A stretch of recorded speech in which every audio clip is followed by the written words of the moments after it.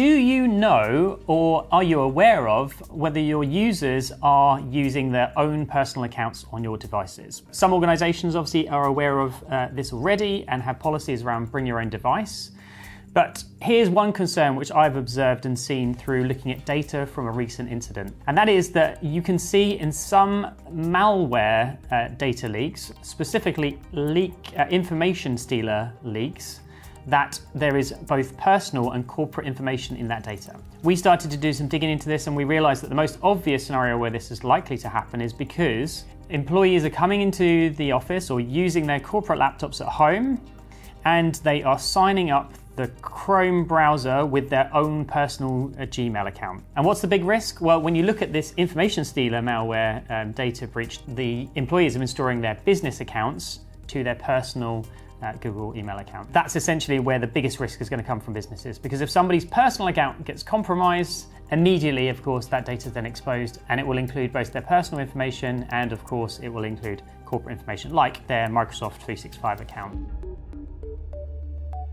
Before all of this was sort of something that enabled you to do your job better and make it easier, there are scenarios where security kind of got in the way. And I've seen scenarios where there have been significant breaches because somebody just hit a brick wall.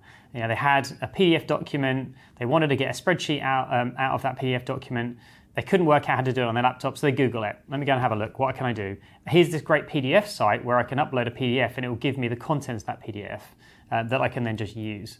What people don't do is they don't read the T's and C's of that website. That in the scenario the scenario I've seen in the past, it clearly stated in there in the T's and C's that the data that they store, you're signing off as soon as you submit and check that I'm okay with your terms and conditions, that data is then stored by their servers and it's essentially their data now. Now, if you're uploading a really sensitive PDF document that's got financial data on just because you want to get that spreadsheet out, all of a sudden you've just leaked a load of corporate data.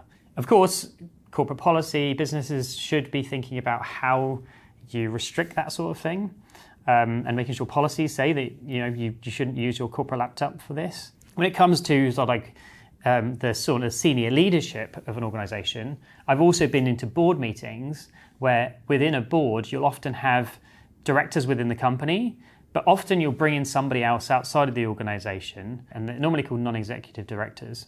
So they're people that come in, they've got experience maybe in your industry or they've got some business experience, and you think they're going to be able to add value to you. Those people need really, really sensitive board information, board minutes, board reports. And then what's often happening, and I've experienced this, is that those organizations then email them to the personal non-executive director's email address. Now, if they get phished, or if they have their, again, laptops stolen or compromised, there's a massive risk that if they're on multiple boards, all of a sudden they've got board packs of all these with all this really sensitive information on multiple companies. So it's not just affecting businesses in the traditional sense of your employees could be the target. It's also other people in the business, other people that have access to systems and could potentially be using those devices. Of course, some of the reasons why this lands up happening is, of course, we're allowing people to work more remotely and from home. And in a lot of those scenarios, we've sort of put the trust on them that if they're going to work from home, their home security is taken into consideration, and those corporate devices will often have more stuff on them. Like they'll have an endpoint protection product, they may have content filtering products on there, their mails are filtered, they're doing all these great things. And that's to reduce the risk of the network that you're sitting on, your home network you can't trust. So the business has to assume that there's going to be a dirty network, and so they'll put all the extra security controls around that laptop to make sure that they can feel safe. I think the big thing is that organizations tend to sort of self-serve in a lot of these cases, or use third parties and rely on like an IT provider or somebody like that to think about these things for them. But often, the IT providers needs the company to say how they operate. And if they were to do that, of course, then the security providers can put very good mitigation strategies in, or at least reduce the risk. So, for example, you can stop through things like Microsoft tools, through things like Intune and other technologies within Microsoft to restrict Chrome from being able to sign up anything other than a corporate email account. So there are options to stop these things, but most of the time it's because the organisation is not educated enough to think about the risk in the first place and then ask their IT provider to supply a solution to the problem. BYOD has been around for a long time, so businesses have known about bringing in devices which are not corporate or supplied by the business themselves.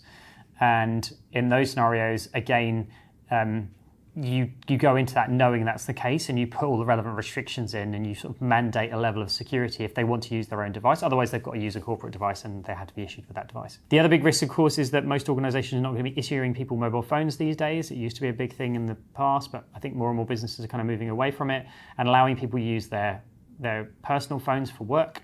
And there are many limitations around that. So, for example, if you think that device has been compromised, it's a bit more challenging. You can still do it to remove the data from that device often, especially if you haven't got any sort of a policy in place. There's also that risk that you might actually have a solution where you're backing up, bring your own devices or mobile devices, and all of a sudden you've got personal data being stored on your corporate environments.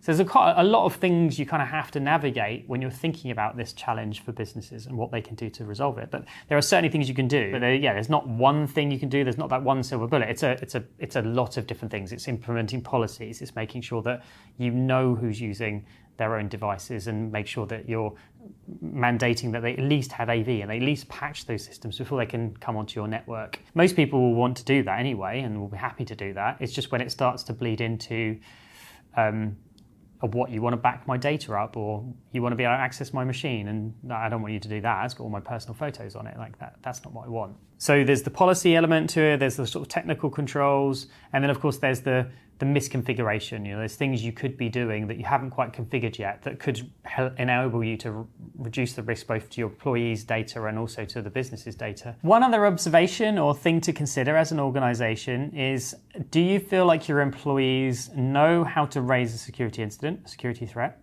And also, do they feel comfortable with doing so? Especially if they've suddenly realized, whoops, I've used my personal account here, I probably shouldn't have done that. They should feel like they should know that they can go to the business and say, look, this is what I did, didn't mean to do it, or I did and I didn't realize this was an issue, but now I'm thinking about it, I probably shouldn't have done that. Can they communicate to people? How do they do that in an effective way? And also making sure that you support them in that case. Thanks very much for watching the video. We really look forward to seeing your comments and hearing more about your concerns in this space, and we'll see you on the next one.